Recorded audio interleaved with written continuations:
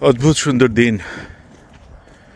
এখন বাজে বেলা 1:30টার মতো, তাপমাত্রা 15 ডিগ্রি সেলসিয়াস। আমি আর মৌলি 3 কিলোমিটার হেঁটে যাব সুপার স্টোরে, হেঁটে ফিরবো, তাহলে আমাদের আজকের হাঁটা হয়ে যাবে এবং মুদির বাজারও হয়ে যাবে। এটা হচ্ছে প্ল্যান। কিন্তু এই ফাঁকে আরসিআইসি মৌলি তাসনুভাগের প্রশ্ন। মৌলি রেডি? প্রশ্ন হচ্ছে, ধরো যারা স্টাডি পারমিটে আসে, অনেক সময় অনেক একাডেমিক লাইফেরই কিছু অংশ বা প্রফেশনাল লাইফেরই কিছু অংশ তারা হয়তো ডিক্লেয়ার করে না, সেটা বুঝে করুক না বুঝে করুক, মনে করে প্রয়োজন নাই, ডিক্লেয়ার করলো না। যখন এখানে এসে পিআরের আবেদন সে ফাইনালি করবে, পিজিডব্লিউপি পিরিয়ডটা ক্রস করে, তখন কি হবে? তখন করবে, করা উচিত? এটাকে আগে ভুল করা হয়ে গেল? তোমার মত কি? তো এটা তো খুবই ইম্পর্ট্যান্ট একটা সিচুয়েশন এবং ট্রিকি সিচুয়েশন। কারণ আগে ডিক্লেয়ার করা হয় নাই, এইরকম কিছু যদি আমি পরে ডিক্লেয়ার করতে চাই, তাহলে there is a high chance of getting a misrepresentation ban হতে পারে।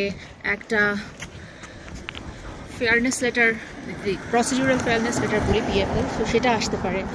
সো এইরকম ক্ষেত্রে সেফ হচ্ছে যেটা আগে ডিক্লেয়ার করা হয় নাই সেটা পরেও ডিক্লেয়ার না করা। আর তার চাইতেও সেফ হচ্ছে যে আগেই ডিক্লেয়ার করা। হাইড করাটা তো উচিত না।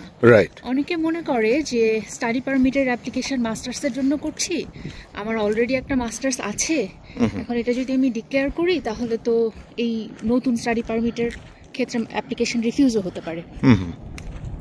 কিন্তু আসলে তো সেরকম না। কারণ মাস্টার্স থাকলে আপনি আরেকটা মাস্টার্স অবশ্যই করতে পারেন যদি সেটা আপনার জন্য জরুরি হয়। আপনার কারেন্ট অকুপেশন, আপনার ফিউচার গোল, এগুলোর জন্য আরেকটা মাস্টার্স যদি জরুরি হয়, তাহলে আপনি অবশ্যই সেটা ডিক্লেয়ার করবেন যে আমার অলরেডি মাস্টার্স আছে, তারপরেও আমি আরেকটা মাস্টার্স এই কারণে করতে যাচ্ছি। আর আরেকটা সিচুয়েশন যেটা, সেটা হচ্ছে অনেকে মনে করে যে এটা রেলিভেন্ট এক্সপিরিয়েন্স না, সো এই এক্সপিরিয়েন্স আমি স্টাডি পারমিটের সময় ডিক্লেয়ার করলাম না। কিন্তু এই এক্সপিরিয়েন্সটা যদি আপনি তখন ডিক্লেয়ার না করেন, পরবর্তীতে এই এক্সপিরিয়েন্সের উপরে বেস করে কোনো পয়েন্ট কিন্তু আর ক্লেম করা যাবে না। কারেক্ট। পিআর আবেদনের সময় এক হচ্ছে তথ্য গোপন করা হলো, দুই হচ্ছে পরে সে এটার অ্যাডভান্টেজটাও পাচ্ছে না। কারেক্ট। দুই দিকে লস। সো এই জন্য অবশ্যই উচিত যে আপনাকে যাই অ্যাডভাইস দিক, বিবেক কাছে সৎ থাকেন এবং রাইট ইনফরমেশন প্রোভাইড করেন ইন অল ইউর অ্যাপ্লিকেশন, যেটা পরে আপনাকে আলটিমেটলি ফ্যাসিলিটেট করবে। Thank you Moli.